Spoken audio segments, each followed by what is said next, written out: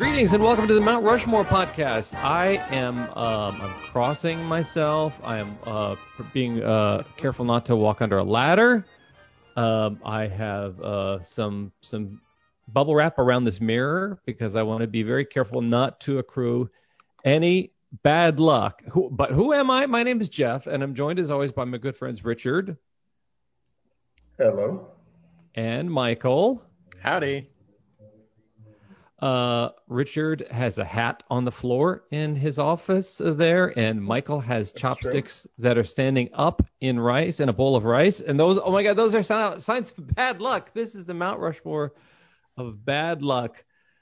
We debate and deliberate the most ubiquitous topics of any given topic, and this week is the Mount Rushmore of bad luck, and I chose it because tomorrow will be Friday the 13th. This podcast will drop on Thursday the 12th, and tomorrow will be Friday the 13th, a day that has a movie series named after it. It is so closely associated with bad luck, a horror franchise. So we're going to discuss that, and that's just kind of something what I thought, you know.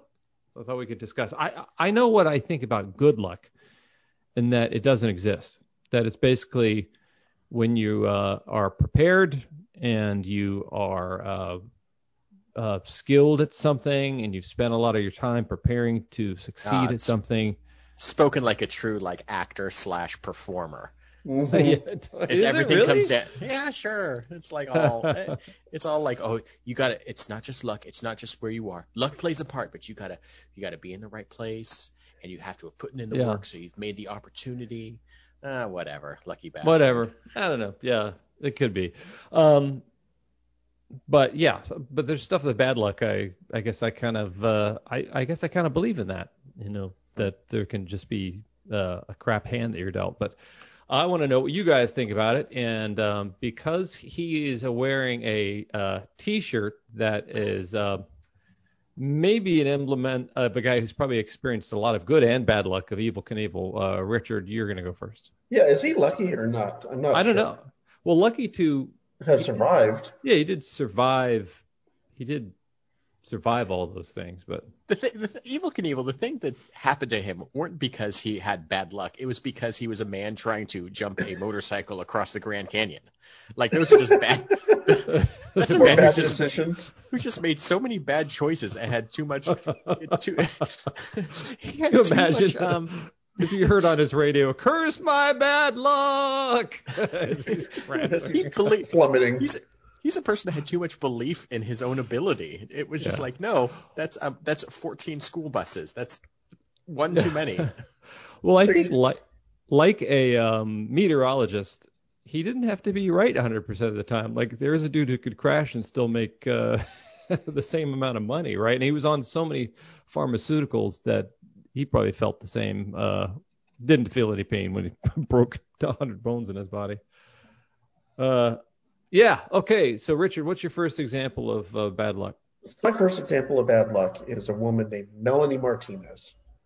And Melanie Martinez? No, this is a different Melanie Martinez. Oh, okay. Than the one we all know. Oh, right. Okay. She has, maybe this is an example of, is this bad luck or is this just being stubborn?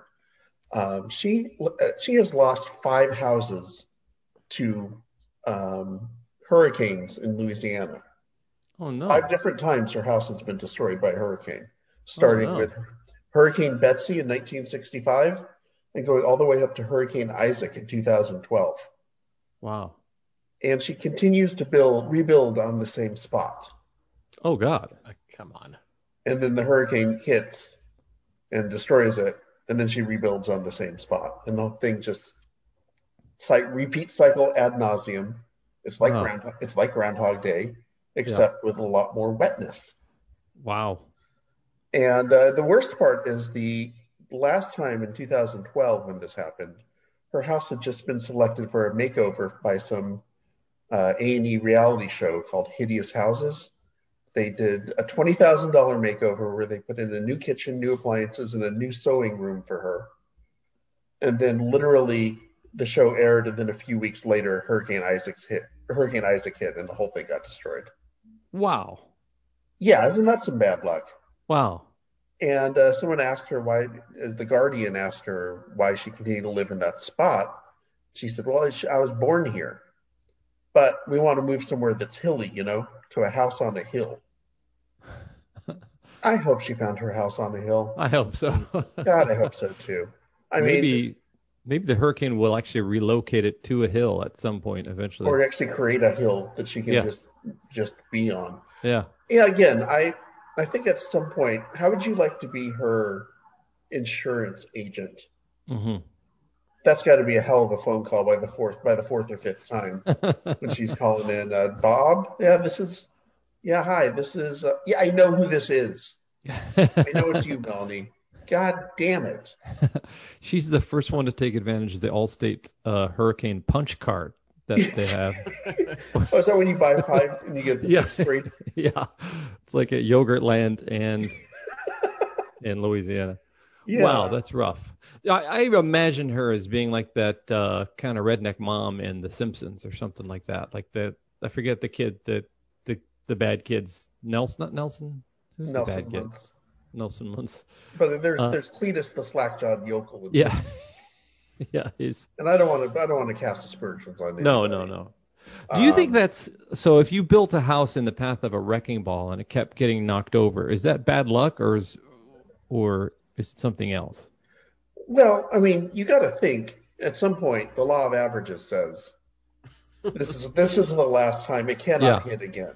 It's sort of like being one of those guys who gets, I don't know, Michael, if you have one of those guys, but one of those guys who gets struck by lightning like 7 or 8 times. Right. You got to think at some point, the lightning's done with me. There is no way I'm going to get hit. That's got to be similar to that. I think the thing about hurricanes, though, is that they have to go through the alphabet several times a year. So it's not like you don't know they're coming. It's not like, it's on whatever year this happened. It's not like 1971 and Hurricane Alvin came through, and then 1972 Hurricane Betsy came through. It's like in 1971, Hurricane Alvin through Hurricane Zed comes through every year. Yeah. Right. And like when you're in them, like maybe they're not all the worst in the world, but at some point you're just like, I live in a place where these awful things happen constantly.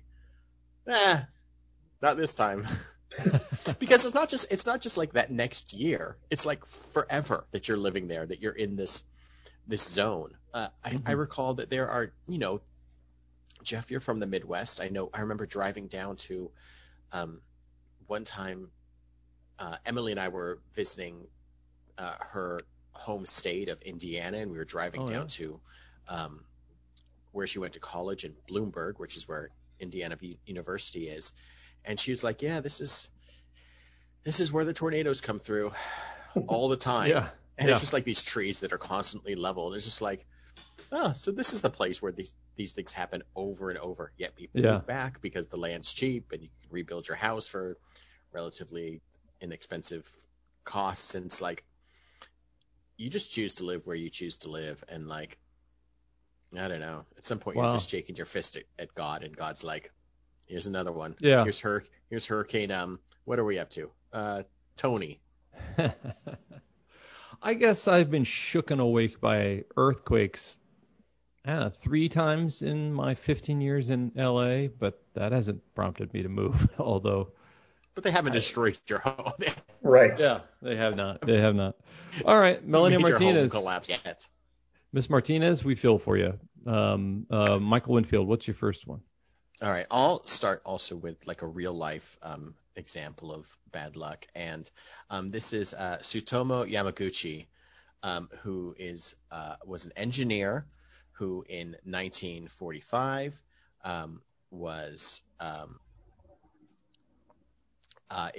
he was traveling to Hiroshima when Little Boy exploded overhead. He was a couple miles away, but somehow he survived.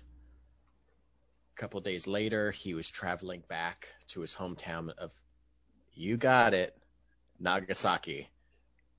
Oops. When Fat Boy exploded overhead. Wow. And somehow he survived. And he experienced kind of like a lifetime of, he was temporarily blinded and he had a shattered eardrum and had extensive burns. But this this man survived until cancer took his life in 2010. But that's a long time to live after living through 2 atomic blasts in relative proximity. And like, I can't imagine what that is like. One, just this life-altering force is just unleashed upon you, and then you're like, okay, well, that was the craziest thing. What? Wow. And you know, I mean, I don't know what that guy's life was like for the remainder of his 60 plus years, but geez. He must have thought that, like, literally we were bombing every city in Japan at that point, because Yeah, he he's must have just assumed Tokyo's next and or Osaka, and they're all going to get hit. I mean, could you imagine just every 2 days, just like a nuclear bomb has gone off that's just far enough away for you to survive, but like close enough where it just does crazy damage to you. And like, he kind of falls into like the bad luck scope of, man, it's had to have happened to somebody, but just been so fortunate to have survived that. So he's kind of like good luck, bad luck guy. Mm-hmm. And I just find that sort of thing amazing. Just that anybody survived any aspect of a nuclear explosion is wild. Yeah. And, I wonder if he would have double the survivor's remorse, that feeling, that because he must have seen some carnage around him and devastation. So I wonder if he had that, if the rest of his life was one, he could not be around fireworks or popcorn, you know, but like is or his just scoffs in the face of it. Yeah. He is just not disturbed by like anything else after that. He's just like, come on, sparkler, I gotcha. Yeah. Did he write a book or anything like that? This sounds fascinating. Like, what to have even seen? Like, I can't imagine how gruesome that was. I mean, that's the thing. You know, we only really have experienced, you know, the atomic blasts in like black and white, kind of still photography, or just even black and white kind of movie images. I'm sure there are some color images that I haven't seen, but I can't imagine what it's like for just like you said, the carnage and like skin literally just peeling off, and just people's lives, you know, not only just destroyed as an ended, but also just like completely wrecked by this horrible thing. But to go through it twice and to, you know, it's wild. What just bad luck? I mean, it just happened to be that he was going back to Nagasaki. Like, wow, that's not that close a trip either, I don't believe. Did you ever see? There's a video of how good luck and bad luck are the same, in that there can be a sense of an external force that has selected you to be special, and how weird that must feel, and maybe exhilarating if it's for something positive, but still could be kind of bizarre because those around you have not been selected for that thing. But there's a video of the guy, a news crew that is reporting on a story about a Canadian man who won the lottery, I think $250,000 or something. And they asked him to go back to the store where he bought the lottery ticket and just to reenact it for the news crew. And you see it on camera. He goes back and he buys another ticket and wins like $300,000. And I've never seen a guy look so like beaten. He looks like he's shaking his head like, no, it's happened again. You would think he was experiencing bad luck due to his inability to understand that the hand of fate has touched him. Right. Oh, man, Freddie, what's your second choice? My second choice is the 2003 film The Cooler.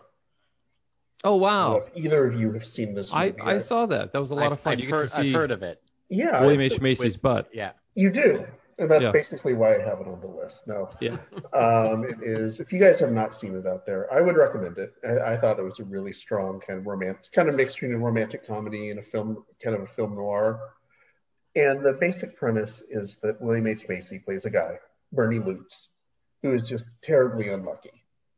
And because of his bad luck, a old school Vegas casino hires him to be a cooler, which is what the gambling parlance is for somebody who comes in, sits down at a table, and immediately stops anyone else from winning. And that is literally his job, is to just go whenever they see that somebody's winning a little bit too much, they send them over to that table, give them a little bit of play money to play around with, and inevitably all the winning stops at that table and everyone loses all their money until they leave.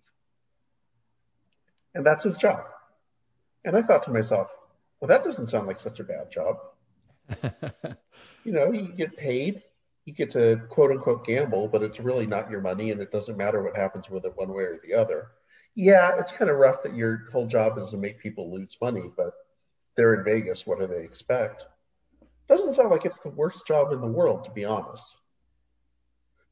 But the whole story is him basically falling in love with a cocktail waitress there, played by Maria Bello, and his luck starts to turn around as soon as they get together, and that winds up becoming a problem for his bosses. And that's kind of the story of what happens when someone whose whole role in life is to be unlucky suddenly starts becoming lucky. I remember that I thought that film was really fascinating because there is a supernatural element to it, which is the sense that someone actually has this force of bad luck, but how it is totally believed in by Alec Baldwin, who is everybody takes it as fact that this is the bad luck guy, and it is it's very inconvenient for him to start to have good luck again, or his luck to be normal again. And that one is an element I thought was kind of fascinating because it made me ask myself, is this real? Like the cooler, is that a real thing? Is it like a service animal that people have around, like Vegas casinos have this thing around? Is it real? Do you know? Right. I know the concept of a cooler. Usually when I've been in Vegas and you hear someone talk about a cooler, usually it's if you're playing blackjack, for example, and the table's running well. All of a sudden they'll switch out, and everyone's having fun, everyone's talking, everyone's laughing, and suddenly they'll switch out dealers, and you get a dealer, usually it's female, I don't know why, who is not interested in talking to you, not interested in keeping any of the fun going, just wants to deal the cards, and invariably everyone's luck just goes to shit. Yeah. And that's when you go, oh, we got a cooler here at the table, time to pack up stakes and go somewhere else. Oh, okay. But usually I know the phrase being more of employees and not necessarily someone who's hired to do that. Yeah. Yeah. I mean, I guess I haven't seen the movie, so maybe does his personality come off as kind of a downer when he's around other people? Because I think that there's generally we talked about, I'm going to bring it back to Evel Knievel. You talked about Evel Knievel not necessarily having bad luck, but he just makes bad decisions. But he seems like a guy that's just so overly confident in himself that it would hard to feel like you're having a bad time around somebody, so your confidence is up and you're thinking things. I wonder if I'm trying to think if there's somebody that I know that is just such a downer that you're just like, oh God, if this guy's around, things are just going to go wrong because I just suddenly I'm just feeling bummed. The actual real life Debbie Downer. Yeah, that just comes in, just sucks the life out of the room, and like you said, like with this, a new card dealer, they come in and suddenly it's no longer boisterous. It's just matter of fact, and you're not having fun. You're just playing cards, and you're just like, oh man, what? Now you start questioning the calls you're going to make and the cards you're going to pull or request, and be like, oh, never mind. Mm-hmm. That is an interesting thing. I think of athletes and being in a zone state, kind of a Zen kind of place of confidence and accomplishment. And if you can get that person out of that place, then you are ultimately impacting their performance, and it could be perceived as impacting their luck. So, that's an interesting. All right, that's a good segue for my second choice then. All right, because I'll move it up just to talk about that. But Clayton Kershaw, who is a pitcher for the Los Angeles Dodgers, who has always felt, at least for the last 7 years, maybe longer, that he has just suffered the most tremendous amount of bad luck, that in all of years for it to go right in 2020, it finally went right. But he has felt like a person who has just had every bad hand dealt to him, either by his own actions or by just the luck of the draw, or basically he's this guy that's seen as like the pitcher of his quote generation, who's been like unbelievable during the regular season, and then everything falls apart during the postseason. He's pitching great, doing fine, and then all of a sudden people are able to hit the ball off him twice as much as in the regular season. And maybe it's a pressure thing, but you see these sorts of things that kind of start mounting. And like you said, it's the lack of confidence goes, and then the lack of confidence in the stadium goes. And then all of a sudden this guy is just like, he feels jinxed. He feels like, he's going to do it again. He's going to blow it again. And I have no idea what it feels like to be an athlete of any kind. Certainly kickball, as we've talked about for 240 episodes. That's not real, because at the end of the day, you're paying money to play this thing, and you're hobbling around the bases because you're an old person at 35. But like, I can't imagine what it's like to be an actual athlete and to have to put all of this stuff behind you and actually go do something. But he's always felt snake bit in a certain way. Like I said, either by his own overconfidence and being left in too long in the game, or being that he's playing a team that's explicitly cheating against him, or like, I don't know, Richard, do you have any thoughts on the Clayton Kershaw-ness of baseball and how he's perceived in like these two exact opposite ways of being like, oh, he's one of the greatest pitchers of all time, except and to have that thing, just that weight dragging you down. And I am not a super superstitious person, but man, there were times when like he'd be winning in a game, especially this postseason, where I was like, I'm not turning on the game that I've only been watching like via Twitter because of when the game started, or putting my kid down. It's like, I can't turn I don't want to. You don't want to jinx it. I don't want to jinx it. I don't want to bring like my internal thoughts of bad luck to this man who can't hear me because he's in Texas, and because I don't know. I don't know. I think this sports are so prevalent to that sort of a person's wishing good luck or bad luck or whatever on them. No, I think that's another example of, is it bad luck or is it bad management? His managers tended to put him in these weird situations where he'd start on short rest, or, maybe it's obvious that he can only go 5 innings, but they'd throw him out there for the 6th inning, and that would be when he'd get shelled almost every time. Yeah. So I don't know if it feels like it's a combination of, I'm with you.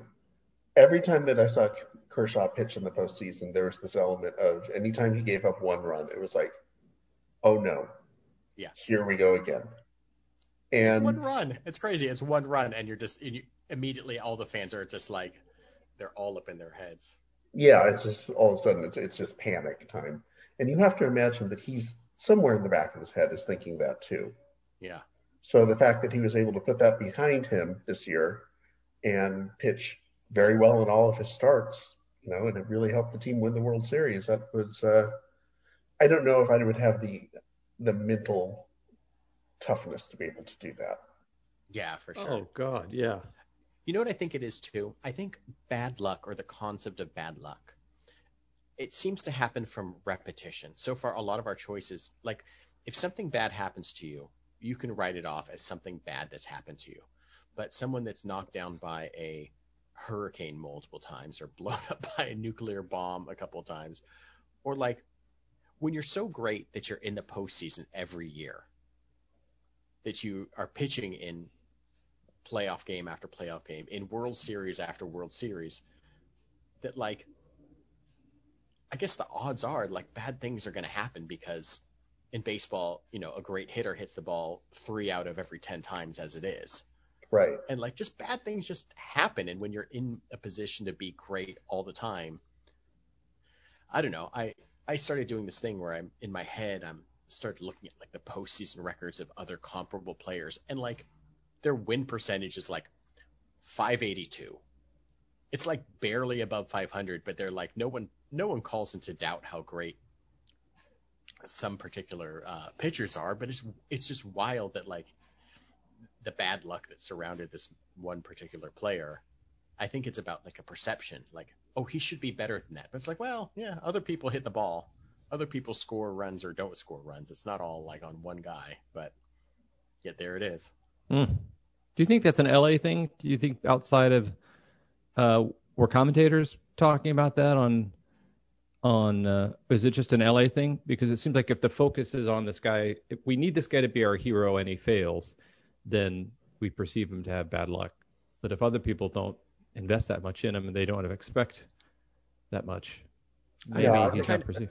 I'm trying to think of another repetitious like team like the Buffalo Bills of the 90s. Or Peyton Manning. When he couldn't win. That was another one. Yeah, it was tough.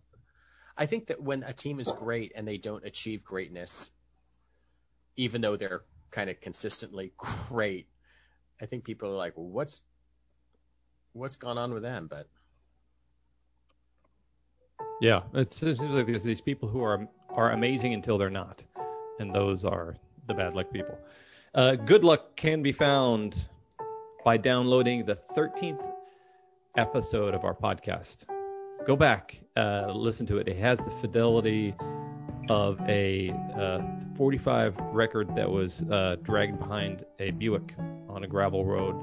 But go listen to that, and then listen to any one of our past episodes that are in 13. So 13, 26, 39. Is that what?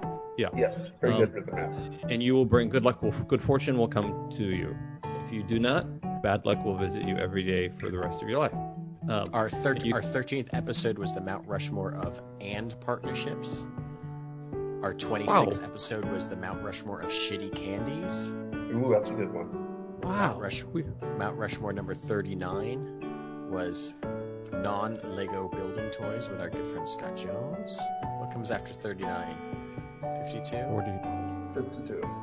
52 is Mount Rushmore TV catchphrases. 65 is Mount Rushmore of things other than people that broke your heart. Oh, that's a good one. 78 is Mount Rushmore of songs about Los Angeles. Oh, that one's shitty. Don't listen to that one. Yeah. I'm kidding. 91 was Guys in Drag. Ooh. Hot. Anyway, look, that was just through 3 seasons. Yeah. Well, anyway, yeah. Do it up. So, also, good luck will befall you when you suggest an episode for a future Mount Rushmore podcast. And you can do that by going on to Facebook, Instagram, or Twitter and joining in the dialogue. We would love to hear what you think we should discuss. It could be good luck. Richard, Jeff sounds like a chain letter that's being passed around right now. Yeah, at some point, when do we have to pay him $50? A man in Duluth, Minnesota forgot to forward this, and he was hit by a Dodge Caravan. So we're back, and so it is Richard with his third choice. All right. So my third choice is this man in Spain by the name of Kostus Mitsotaukus.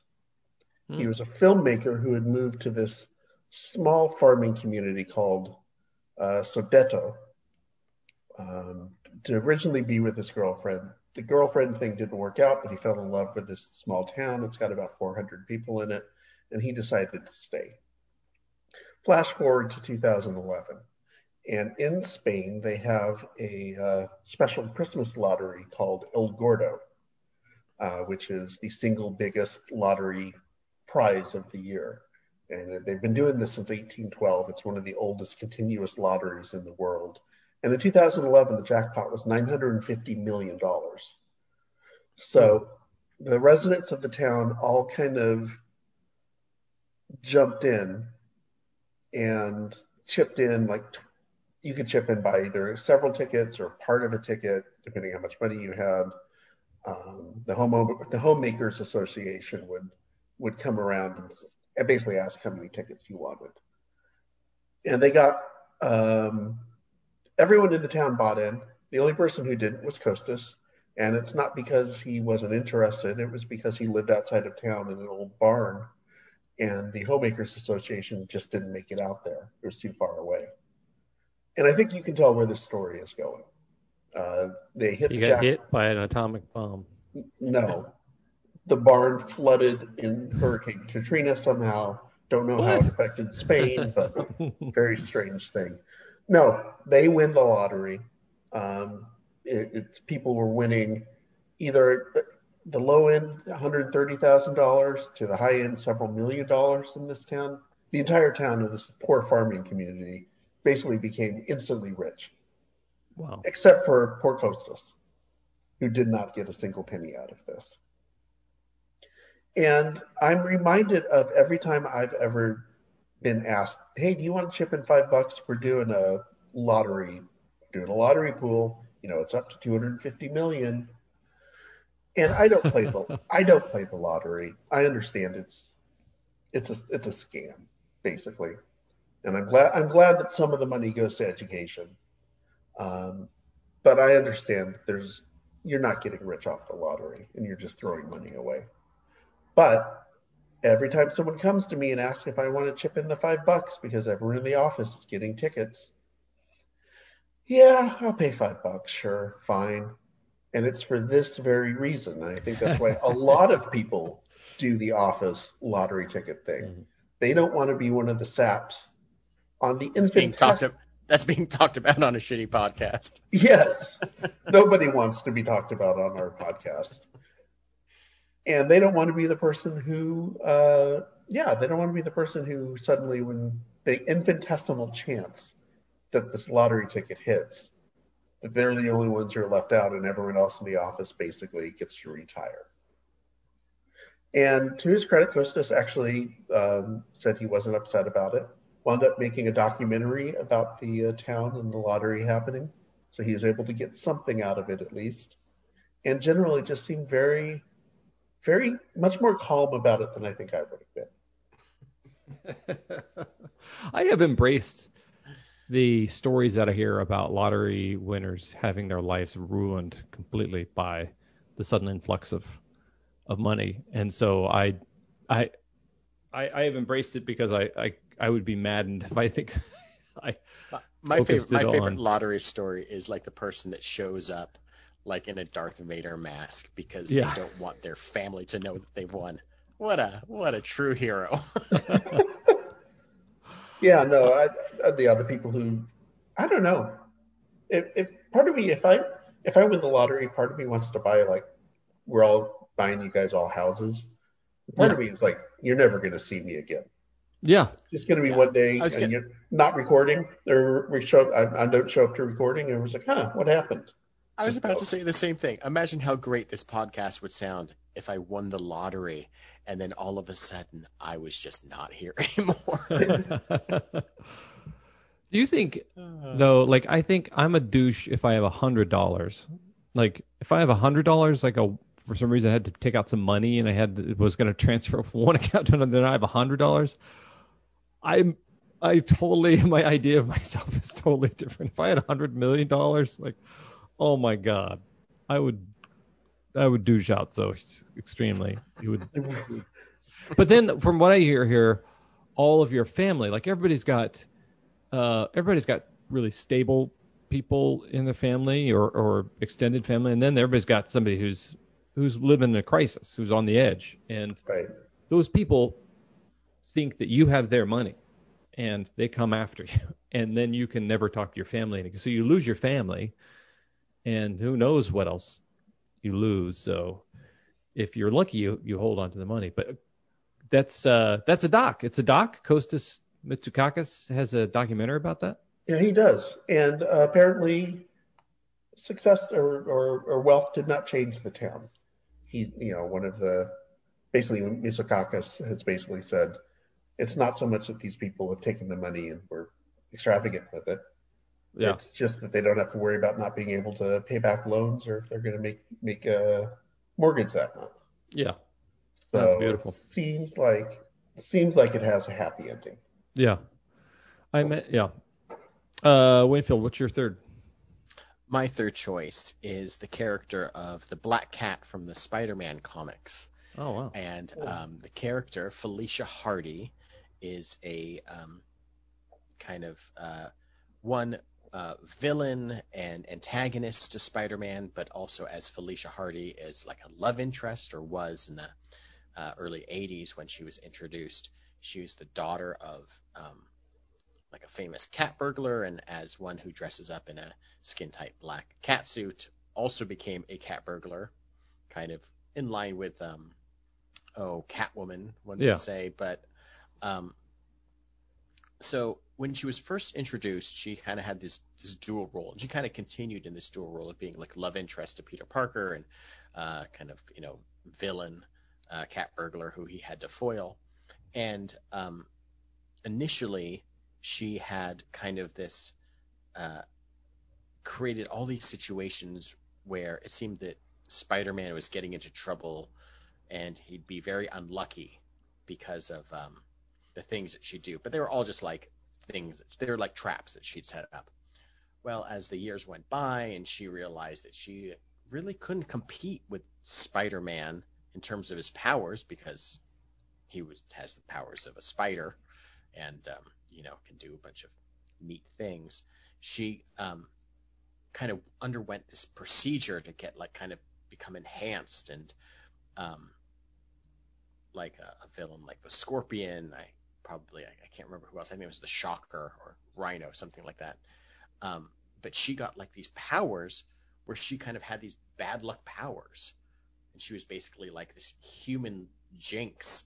So whenever anything that would happen with Spider-Man, it would kind of almost combat his like spider sense, where he could sense things were going around, where she had just everything went shitty for Spider-Man when she like encountered her. And it kind of started affecting, they were like also dating at the time, so it kind of started affecting and rubbing off on Peter Parker himself, where he was just like, God, everything is going awful for me right now, and especially whenever you're around. And I just love this idea that someone's powers are just to be bad luck, kind of like this cooler that you talked about with William H. Macy, but just like your power is you're just bad luck. And I came to this from the opposite side of things, because I've been reading a bunch of like old X-Men comics, and I just got to this part in like the X-Men history where the character of Longshot was introduced, and he's like this weird mutant from the Mojo verse who's like a really nice guy, but his mutant power is that he's just incredibly lucky. It goes his way. And I love this idea, this concept that your power is like, I'm falling off a building and I'm going to throw a grappling hook and I'm just going to swing off this thing and things are going to land. Oh, I landed in like this truck full of pillows. And everyone's like, how did that happen? Why are we okay right now? It's just like, I guess I'm just lucky. But I love the idea of like the inverse of that, this power of just like things just go wrong. And of course, with the character's name, it invokes the very traditional black cat crossing your path, or I can't wait till Spider-Man fights the 12-foot ladder. Or like a Mirror Man or something, just like all these things that bad can happen to you. But I just love the concept of like an aura that someone gives out that is a superpower that really ruins you. Do you think bad luck is also a psychological fixation on the negative? Because if you ever see like a toddler kind of walk, go home for the holidays, and your niece brings around their toddler or something like that, you might see that kid thread the needle through 20 different people holding plates, and like I've seen babies do like amazing things that you think, how is that kid even doing it? I'm sorry, you both have children, so you like see kids who are they have no knowledge that anything bad can befall them. That's So funny. they don't have bad things happen. When I was probably like, I think when I was like 13 to 17, I was convinced I was cursed. I got injured every day, like something, I'd bang my elbow and get like I'd get like a Charlie horse, or I'd stub my toe, or I'd walk into walls. And then at some point when I was 16 or 17, I realized you're not cursed. You're just a cute klutz. Like you just have bad peripheral vision. You're walking into a wall because you're not paying attention, and it's not bad luck. You're just an idiot. And then I was like, oh, okay. And then I stopped noticing. Once I kind of got it out of my head. At some point, though, it's totally psychological. You're in your head. You're obsessed with these things that are repetitive to you, but it's so very narcissistic to think that, like, oh, the universe is against me. Yeah. That is an interesting aspect of it. The fact that you would even deign to think that the fates would focus on you. Right. I don't give a shit. They don't give a crap. Like Zeus and the gods in Olympus are looking down at you, mortal man, and going, yeah. Richard, your final choice. You will be cursed. Yeah. You, the tile All salesman. right, my final choice. Yes. Jeff, Michael, when you believe in things you don't understand, you'll suffer. Superstition ain't the way. That's my final choice, is the Stevie Wonder song, Superstition. I'm choosing it for a couple of reasons. One reason is that it's an absolute jam. I mean, this is my top 5 all-time bangers. Just, it hits hard. It hits often. It's just a great song. And if you guys have never seen this, Stevie Wonder was on Sesame Street not too long after Superstition came out. And he played 2 or 3 songs, and one of them was Superstition. And it is unbelievable just how hard and heavy this song is. And the kids, Sesame Street kids, are literally like basically headbanging to this song and just going wild, losing their shit. It's fantastic. It's on YouTube. Go and check it out if you like this song. But the second reason I chose it is poor unlucky Jeff Beck, who had decided that he wanted to work with Stevie Wonder, and they got in touch with each other and thought it was a good idea. And so the idea was Jeff Beck would play on the album Talking Book, and in exchange, Stevie Wonder would write a song for him for Jeff Beck's next solo album. So they're in the studio together, and Jeff Beck kind of starts just goofing around on the drums with his boom, boom, stat, boom, boom. Stevie Wonder comes in, says, keep playing that, and sits down at the clavinet and comes up with the riff that becomes the Superstition riff. So that was going to be the song that Stevie Wonder was writing for Jeff Beck, and he was going to give it to him. Stevie Wonder recorded his own version of it and thought, well, we'll put this on Talking Book. Talking Book is supposed to come out after Jeff Beck's solo album, so this won't be a problem. Album is finished. They go to Motown Records, give it to Berry Gordy. Berry Gordy says, Superstition, that's the single. That's the one that we have to lead with. And in the meantime, there have been some delays with the Jeff Beck album, so it came out months after it was supposed to. So long story short is the Stevie Wonder's version of Superstition comes out before Jeff Beck's and becomes this #1 hit smash sensation. And Jeff Beck, several months later, comes out with his version that winds up being like this kind of minor single. And yeah, that was basically the story of how Jeff Beck lost out on being the first person to debut the song Superstition. And who knows if his version's the first version, maybe that's the one that's the massive hit. I don't know. But poor Jeff Beck. A whole lifetime of being kind of just an also, the most famous also ran in music history. Yeah. Maybe. I don't know how else to explain him. How are you the third best guitarist in the Yardbirds? Yeah, exactly. If you're Jeff Beck. Basically well known for looking quite a bit like Nigel Tufnell. Yeah. The kind of soccer haircut. The That it's funny too because that song Superstition, I always think of if you are a visually impaired person, you might bump into a lot of things. You might have a lot of bad things before. You might break mirrors or walk under ladders or Yeah. Oh man, what bad luck I had today. No, you need a cane and a dog. Quit trying to drive the car, sir. Yeah. Yeah, that's holy smokes. That's also like not that I don't know. Yeah, it might sound you don't want to come out with that song after Stevie Wonder. That's kind of crazy. Yeah, you're gonna lose that battle every time. Yeah. Is it drum? I thought did Stevie record his own drums? Because I thought that's him on his drums. That is him on his drums eventually, but the whole concept came from Jeff Beck just goofing around on a drum kit in the studio. Wow. Okay, Winfield, your final choice. My final choice is the horrible day that Mr. Ed Rooney goes through in the movie Ferris Bueller's Day Off. And where Ferris Bueller himself is the luckiest guy in the world, where nothing can go wrong, where he is just blessed with just sunshine and happiness and a beautiful girlfriend and this perfect day. And he's the one that steals the car, and he is the one that doesn't get in trouble for it. And he is singing in a parade and just enjoying the best day of his life. He is counteracted by Principal Ed Rooney, who is just misfortune after misfortune falls upon him. Where this guy, I think the best thing about Ed Rooney is that he constantly thinks that he is getting the upper hand on Ferris.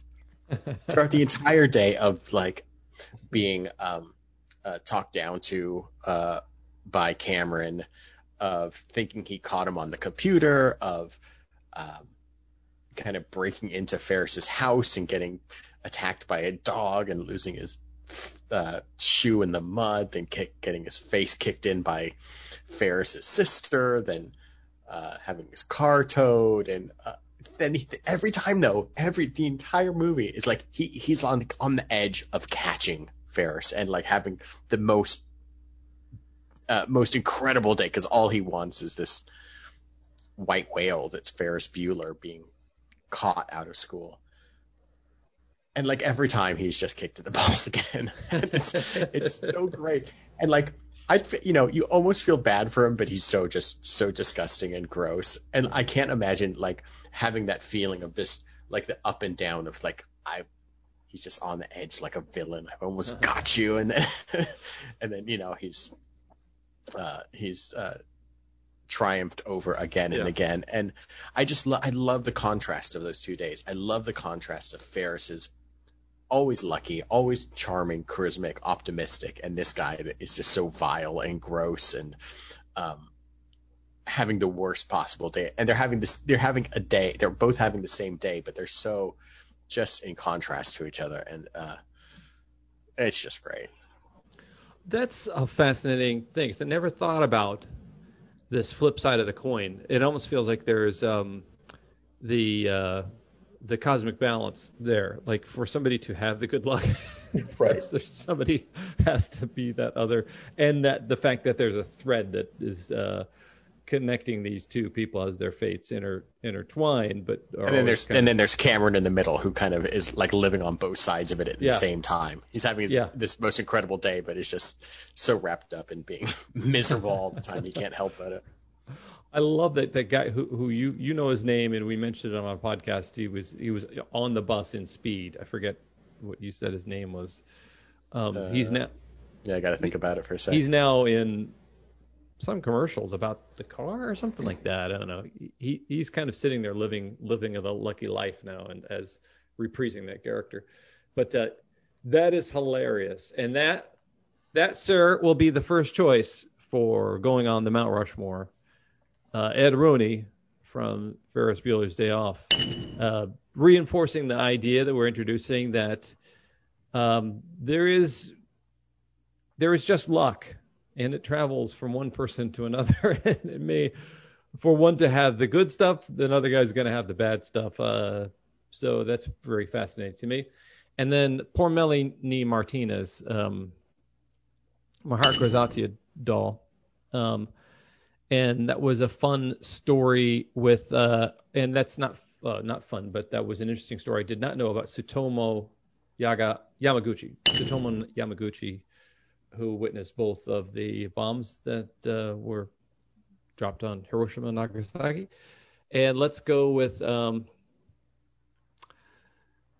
let's also go with, I want to go with Clayton Kershaw because you know what? Doyers. Doyers. Right, yeah. All right, guys. Good luck tomorrow, both of you. May good luck be with you tomorrow. Do you guys believe in it? Do you kind of did we determine? No. Okay. No, I don't do anything. I don't other than like watching baseball games through my fingers through Twitter. I don't have any other.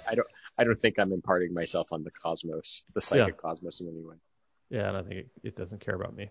I will say I cannot throw anything in a wastebasket. I could crumple up even if you shout Kobe. Even if I shout Kobe or Jordan in the past, I cannot. If I were to have a piece of tissue or paper or like the roll of a toilet paper tube or something, if I am holding it 1 foot above a wastebasket and I release it, a sharp wind will come through the bathroom and knock it 5 feet away from its intended target. So that is, if that's my bad luck, then I'm a lucky SOB. So yeah. All right, dudes and listeners, this has been the Mount Rushmore of Bad Luck. I, as always, am Jeff. I'm Richard. Michael. Yay.